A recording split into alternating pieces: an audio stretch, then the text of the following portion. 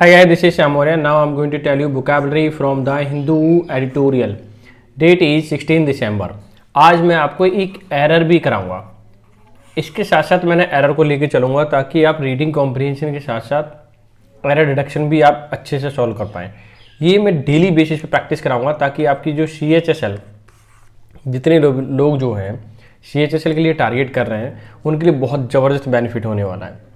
ठीक है, और ये सब PYQ यानी प्रीवियस ईयर क्वेश्चन पेपर से लूँगा मैं। ठीक है, और मैं आपको आज का जो एडिटोरियल है वो दिखा देता हूँ। ठीक है, ओल्ड, ये देखिए यहाँ से पेन लेता हूँ। Old is not gold. Old हमेशा सोना हो यानी कि अच्छा हो, ओल्ड चीज़ें ये ज़रूरी तो नहीं है। Old pension scheme works as electoral. Old pension scheme है वो काम करती है इलेक्टोरल स्ट्रेटजी की, आपके चुनाव में जो स्ट्रेटजी हम बनाते हैं उसके पर काम करती है। बट इम्प्रूडेंट फिजिकल पॉलिसी, ये फिजिकल पॉलिसी मिलाना इम्प्रूडेंट होगा, मूर्खता वाली बात हो जाएगी, बेकार हो जाएगी। ठीक है, तो टाइटल सब टाइटल दोनों ही क्लियर हो गए। अब चलते हैं हम इसकी बुकैप पर। अगर मैं फर्स्ट बुकैप की बात करूँ वो है आपका इम्प्रूडेंट। क्या है इम्प्रूडेंट? इसका मतलब होता है मूर्ख, बेपरवाह, नॉट प्रूडेंट और वाइज। समझ में आ गया? मिंटेड का मतलब कल्पना करना, अनुमान लगाना। रीट्रीट बहुत ही इंपॉर्टेंट वर्ड है, इसका मतलब है दोहराना, रिपीट करना, रीस्टेट या रीटेल। ब्लीगड का मतलब होता है घेर लेना, बिसीज करना, सराउंड। ठीक है, पिपिंग या पिप आउट भी बोल देते हैं, बुरी तरीके से पछाड़ देना या डिफीट थोरोली यानी कंप्लीटली तरीके से उसे हरा देना। नेक्स्ट वर्ड है अवॉइड का मतलब टाल देना, रोक देना, टर्न अवे और असाइड। डियरनेस का मतलब महंगाई होता है, डियरनेस अलाउंस मिलता है, जिसको हम कॉस्टलीनेस भी कहते हैं। ठीक है, ये देखिए एनविशेज का मतलब होता है परिकल्पना, गौर देना, कंसीव ऑफ। ठीक है, कंसीव के साथ हमेशा ऑफ आता है, आइडिएट। तो एनविशेज ये भी बहुत इंपॉर्टेंट वर्ड है। ठीक है, मैं जो इंपॉर्टेंट लिख देता हूँ वो आपको याद होना चाहिए क्योंकि वो रिपीट हुआ है बार बार। इंसेप्शन का मतलब शुरू करना, ओरिजिन या फिर ओरिजिनेशन। ठीक है, कनकॉमिटेंट का मतलब साथ साथ होना, कोई भी दो चीज़ें हैं वो एक साथ होती हैं उसको बोलते हैं कनकॉमिटेंट। अबर्टिंग का मतलब लौटना, पलटना, रिटर्न या रिटर्न बैक। ग्रेइंग का मतलब पक्का हो जाना किसी भी चीज़ में, कन्फर्म। एनहेंसिंग का मतलब होता है सुधारना, बढ़ाना, इंक्रीज करना। एनहेंस का कॉर्पस का मतलब संग्रह होता है, ध्यान देना बहुत ही इंपॉर्टेंट है। रोबस्ट का मतलब मजबूत, स्वस्थ, स्ट्रॉन्ग। रफ, क्रूड या रफ एंड क्रूड, रोबस्ट के लिए या स्ट्रॉन्ग। ठीक है, दोनों ही इसके सिनोनिम हो जाएंगे। सब्सटेंशियल का मतलब होता है आवश्यक, सिग्निफिकेंट। ठीक है, जरूरी है। ठीक है, और कंसेंसस का मतलब सर्वसम्मति। क्या होता है? सर्वसम्मति। टेकअप का मतलब अपना लेना, स्वीकार करना या फिर आपका शुरू करना। ठीक है, ये सब टेकअप के क्या हैं? आंसर या फिर हिंदी। मैं आपको बता दूं टेकअप एक फ्रेजल वर्ब है जिसके कई सारे मीनिंग होने से पुट अप है, ये बहुत सारे अपने आप में वर्ड रखते हैं हिंदी के। कर्टेल का मतलब होता है घटाना, कम करना, कर्व करना, रिस्ट्रिक्ट।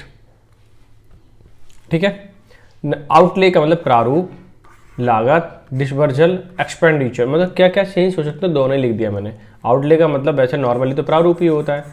ठीक है, तो अब कहीं भी चेंज इसका कभी कभी डिसवर्जल यानी लागत पे आ जाता है तो मैंने लागत पे लिख दिया है। केटर का मतलब आवश्यकताओं का ध्यान रखना, प्रोवाइड या सप्लाई, ये फूड के लिए भी है। केटर का जो आप आता है यहाँ लिख देता हूँ मैं इसे रब करके, ये फूड के लिए भी आता है, फूड प्रोवाइड कराना केटरिंग का काम होता है ना, तो उसे हम क्या बोलते हैं? केटरिंग यानी कि खाने से संबंधित। ये है आपका एरर। अच्छा, एरर की बात करें क्या है, मैं सबसे पहले इसको कर देता हूँ साइड से रब। ठीक है, और आपको दिखाता हूँ कि इस क्वेश्चन को हम कैसे सॉल्व करें। बहुत ही इंपॉर्टेंट क्वेश्चन है क्योंकि ये इस टाइप के क्वेश्चन पूछे जाते हैं हमेशा। ही लाइड ऑन द ग्रास। अच्छा, लाइड ऑन का मतलब मुझे लग रहा है ये पास्ट का है पहली बात तो। ठीक है, और सेकंड फॉर्म है। दूसरा, for hours enjoying the cool bridge यानी कि हल्की हल्की, कूल का मतलब ब्रीज का मतलब हल्की हल्की हवा जो चल रही थी, ठंडी ठंडी, उसका एंजॉय कर रहा है। घंटों भर उसने जो क्या कर रहा था? एंजॉय कर रहा था। लाइड मतलब लेटा हुआ था। ठीक है, लेटा हुआ था। अब एक बताइए, पहली बात तो लाई, ले, लेन, इसका मतलब होता है लेटर, और ये लाइड, तो ये तो गलत हो गया। अच्छा, मीनिंग क्या होगा इसका, देखो एक वर्ड होता है लाई, लाइड, लाइड, इसका मतलब होता है झूठ बोलना। तो आप बताइए, झूठ बोलने वाले सेंस है ना। अब झूठ बोला ऑन ग्रास पर, ऐसा थोड़ी हो जाएगा। तो इसका मतलब यहाँ पे क्या आना चाहिए, आप ही बताइए। ले, आप तो बता ही दोगे क्योंकि मैंने सारी चीज़ें आपको बता दी। ठीक है, तो बहुत ही इंपॉर्टेंट क्वेश्चन रहा है ये। आप लोगों को करना क्या है, अच्छे से समझ लेना है इसे, और ये नोट कर लेना है बुक ऐप। ठीक है, अब चलते हैं हम सीधे एडिटोरियल पर। बहुत ही बेहतरीन एडिटोरियल है आज का। यहाँ से देखिए, अगर मैं बात करूँ, ओल्ड इज नॉट गोल्ड। पुरानी चीज़ें हमेशा अच्छी हों ये ज़रूरी तो नहीं है, ओल्ड पुराना अच्छा हो ऐसा ज़रूरी नहीं है। Old pension scheme works as electoral strategy. Old pension scheme ऐसे काम करती है जो इलेक्टोरल स्ट्रेटजी में काम होता है। ठीक है, बट इट इज़ इम्प्रूडेंट। ये क्या है, न्याय संगत नहीं है, मूर्ख वाली बात है। फिजिकल पॉलिसी अगर इसे अब लागू करना तो ये बेकार हो जाएगा। ठीक है, मूर्ख वाली बात हो जाएगी। समझ में आ गया। अब चलते हैं हम इसके सेंटेंस पर। एक सेंटेंस को लेते हैं। With the freshly minted chief minister Himachal Pradesh Sukhvinder Singh, ठीक है, reiterated that old pension scheme will be resorted by the newly elected Congress-led government. The state would now become the fourth to do so. अब ये क्या कहना चाह रहा है, इसे थोड़ा सा ऊपर लेता हूँ। डन। अब देखिए, विद द फ्रेशली, फ्रेशली का मतलब अभी न्यू, ठीक है, अभी हाल फिलहाल में। मिंटेड चीफ मिनिस्टर, ये आप बोल सकते हैं रिसेंट, न्यू या फिर recent. Minted chief minister of Himachal Pradesh Sukhvinder Singh Sukhu.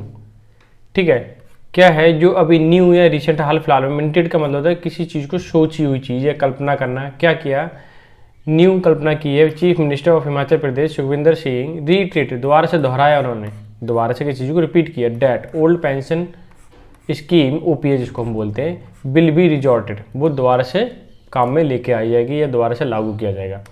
Bye newly elected Congress, जो नई हाल ही में इलेक्टेड मतलब चुनी गई है, कांग्रेस लैड, कांग्रेस के द्वारा चलाई जाने वाली गवर्नमेंट।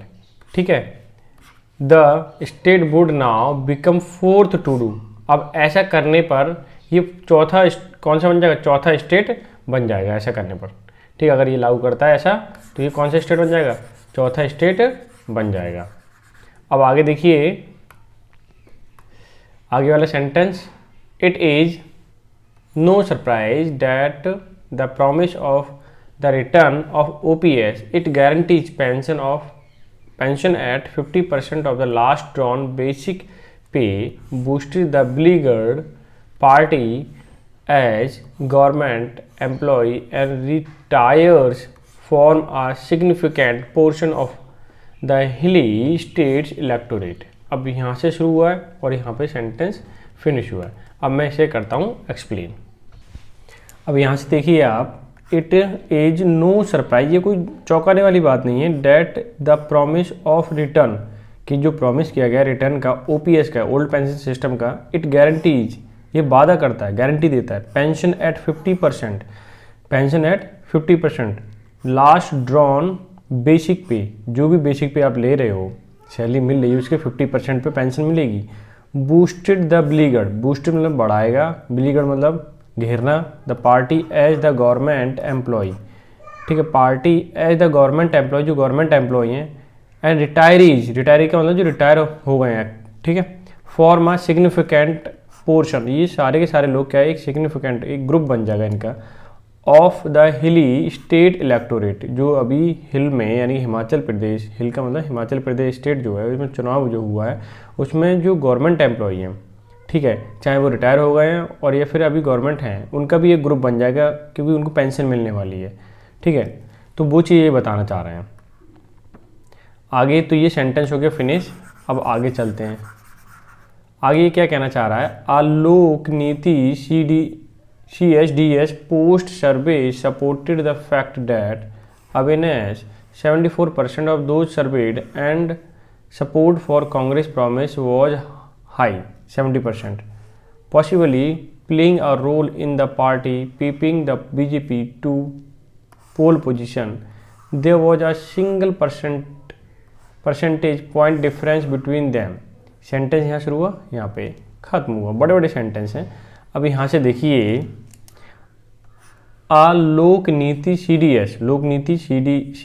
CSDS पोस्ट पोल, अभी जो पोस्ट पोल हुआ था यानी बाद में पोल हुआ था, सर्वे सपोर्टेड, उसने सपोर्ट किया द फैक्ट, इस चीज़ की सच्चाई को, डैट अवेयरनेस, जो जागरूकता है, 74% ऑफ दोज सर्वेड, जो अभी सर्वेज किया गया था उसमें 70% जो लोग हैं, and support for the Congress promise was high, Congress को सपोर्ट करते हैं और वो उसका जो परसेंटेज है काफ़ी ज़्यादा हाई है, सपोर्ट करने वाले ज़्यादा लोग हैं 70%। ठीक है, उनमें जो 74% लोग हैं उनमें से 70% लोग पॉसिबली, संभवतः, playing a role in the party, इसने ही बहुत बड़ा प्ले किया है रोल इन पार्टी में, पीपिंग का मतलब किसी को हरा देना यानी बीजेपी को, टू द पोल पोजीशन यानी पोल में इसी वजह से बीजेपी की हार हुई है। There was a single percentage, मतलब 1% पॉइंट डिफरेंस बिटवीन दैम, लेकिन दोनों में ही थोड़ा सा डिफरेंस है, कोई ज़्यादा डिफरेंस नहीं है। ठीक है, इसी वजह से इनकी जो हार हो गई। एक ये कहना चाह रहा, ओल्ड पेंशन सिस्टम का काफ़ी बड़ा रोल रहा है कांग्रेस के लिए।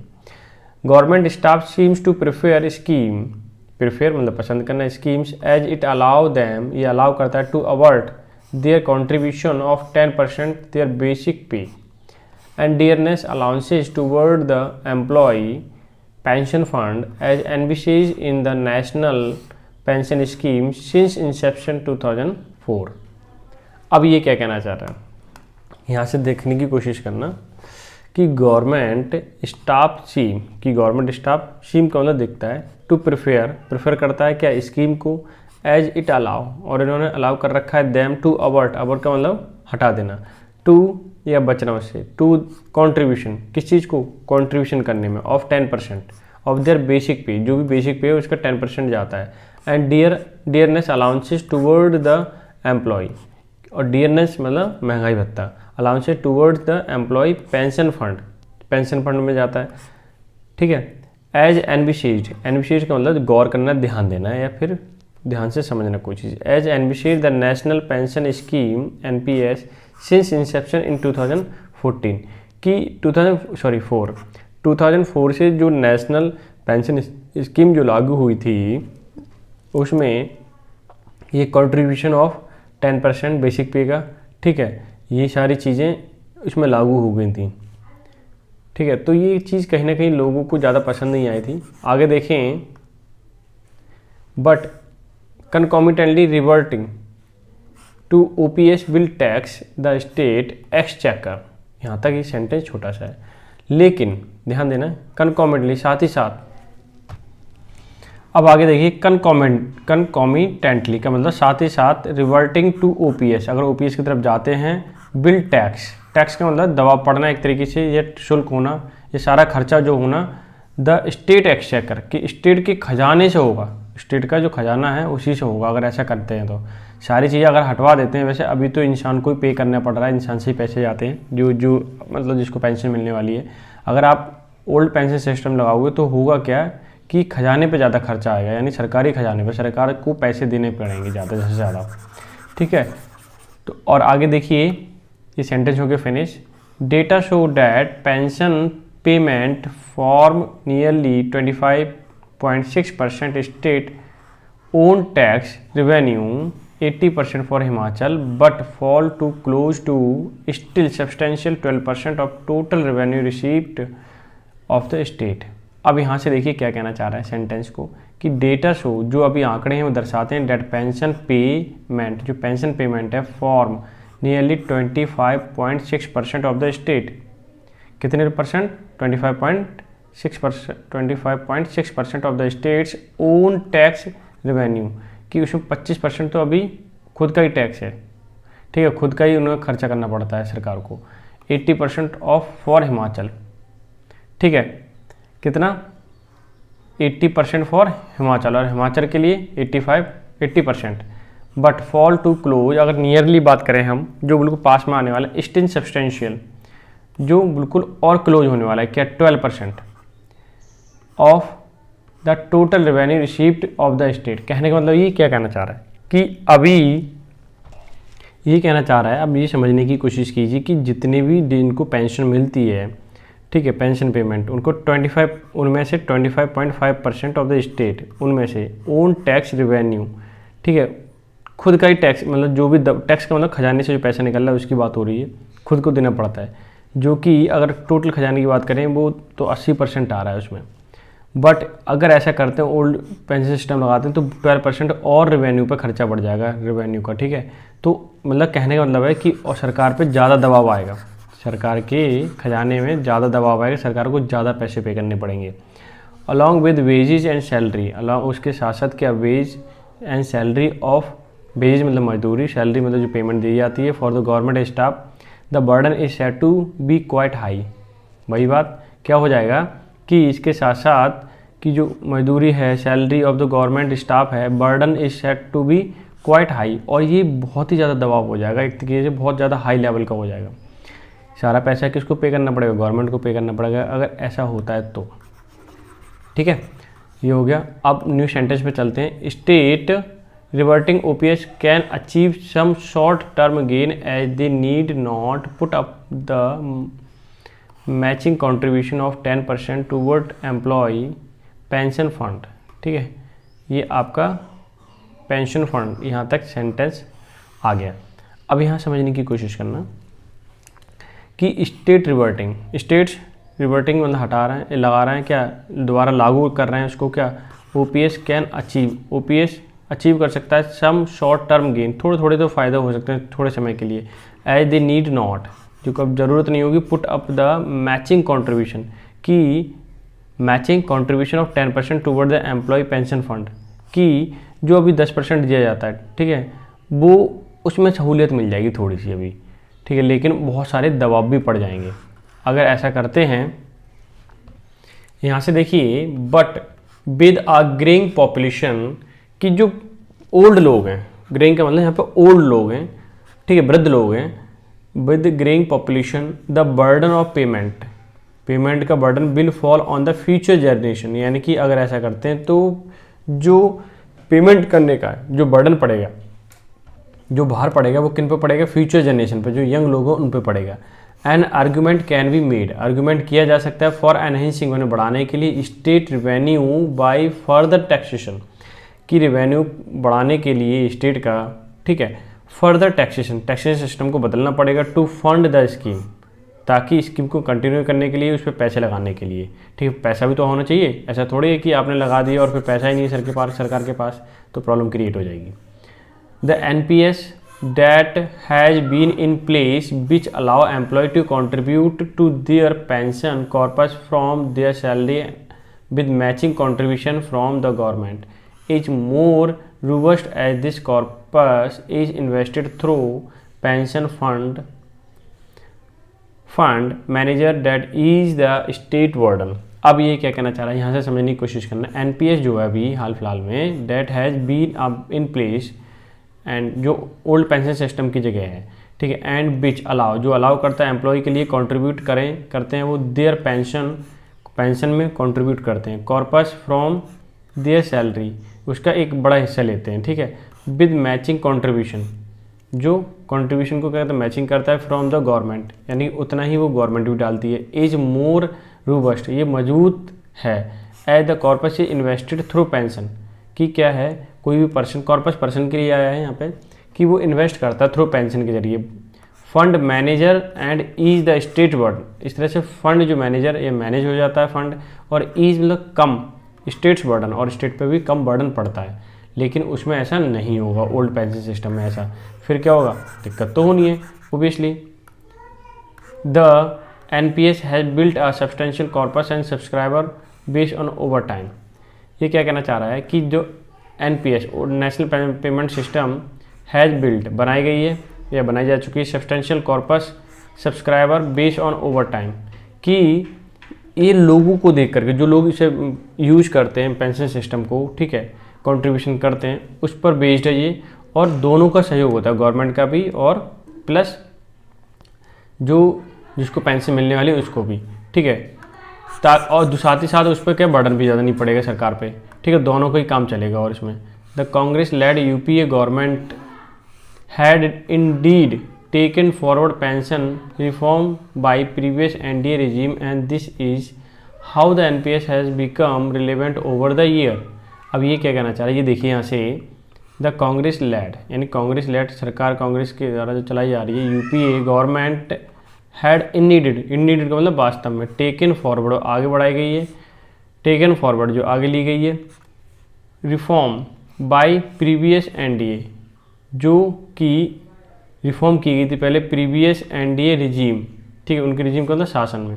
And this is how the NPS has become relevant over the year, कि this is NPS has become relevant, NPS जो है वास्तव में रिलेवेंट ओवर द ईयर, अगर साल दर साल देखें जैसी ज़रूरत है उसी के अकॉर्डिंग बनाया गया है एनपीएस सिस्टम, ठीक है। अब इसमें सब क्या होने वाला है, बदलाव आने वाला है, क्योंकि अब तो कांग्रेस की सरकार, अब जो सरकार होती है वो अपने हिसाब से डिसीजन लेती है, अपने हिसाब से काम करती है, ठीक है।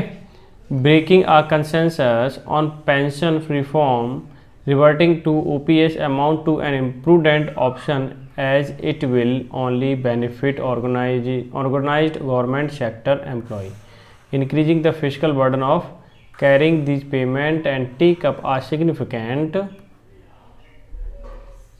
portion of the state budget, thereby curtailing outlays on general welfare as a whole। अब यहाँ से देखने की समझने की कोशिश करना, आज के जो सेंटेंस रहे काफ़ी बड़े बड़े रहे हैं, ठीक है, कि ब्रेकिंग अ कंसेंसस, ब्रेकिंग का मतलब तोड़ते हुए, कंसेंसस मतलब सर्वसम्मति, ऑन पेंशन रिफॉर्म पर, एंड रिवर्टिंग ओपीएस कि ओपीएस पर रिवर्ट करना, दोबारा से लागू करना, amount to an imprudent option, ये एक इम्प्रूडेंट ऑप्शन हो सकता है, as it will only benefit, ये केवल बेनिफिट करेगा किसके लिए, ऑर्गेनाइज्ड गवर्नमेंट सेक्टर एम्प्लॉयज़ के लिए, ठीक है। इंक्रीज द फिस्कल बर्डन, और फिस्कल बर्डन राजकोषीय बर्डन यानी कि दबाव बढ़ने वाला है, कैरिंग दीज पेमेंट, इनको पेमेंट करने पर राजकोषीय दबाव बढ़ने वाला है, दबाव। टेकअप आ सिग्निफिकेंट पोर्शन, इन पोर्शन को अगर हम लेते हैं एक बड़े पैमाने पर, of the state budget their curtailing मतलब कमी करना, छटनी करना, एट इट्स आउटले प्रारूप में, ठीक है, on general welfare as a whole, कि हम, जबकि इसको इस तरह से होना चाहिए कि हम केवल गवर्नमेंट सेक्टर को ही नहीं बल्कि जो अदर प्राइवेट सेक्टर के भी लोग हैं वो एनपीएस का या फिर जो हमारे पेंशन सिस्टम है उसका फ़ायदा ले सकें सही से ढंग से, और गवर्नमेंट पे क्या ना पड़े, ठीक है, बजट, उसके जो बजट है उसका वो बना रहे, ठीक है, और उस पर दबाव भी नहीं पड़े, बर्डन भी ना पड़े, ठीक है, ये कहना चाह रहे हैं। अब आगे देखिए, ये देखिए, this holds good even if allow for short term electoral dividends caters to those who form the backbone of government machinery।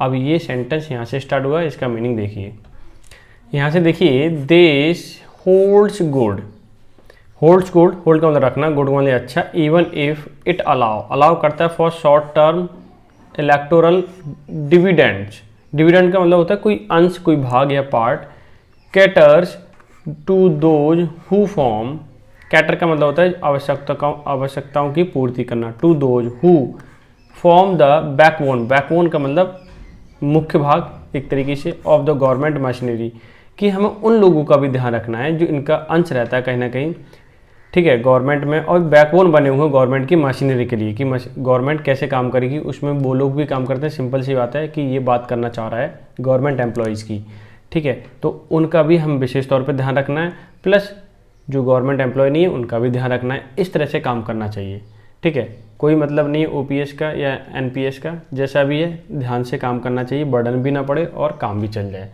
ठीक है। तो ये था आज का एडिटोरियल, आई होप आपने एंजॉय किया होगा, और ये था आज का, मैंने आज को आपको कराया है क्या, समथिंग कुछ गड़बड़ हो गया, ठीक है, ये था आपका एरर, ठीक है, आपने एंजॉय किया होगा, आपको थोड़ा सा भी अगर बेनिफिट लगता है, आपको अच्छा लगता है तो इसको ज़रूर लाइक एंड सब्सक्राइब कर दें चैनल को, ताकि मैं आपको ऐसी PDF प्लस उसका हिंदी और आपके लिए एग्ज़ाम के लिए जो जो बेनिफिट वाली चीज़ें हो सकती हैं मैं आपको ला सकूँ। तो मिलते हैं नेक्स्ट सेशन में, तब तक के लिए bye bye and take care, have a good day.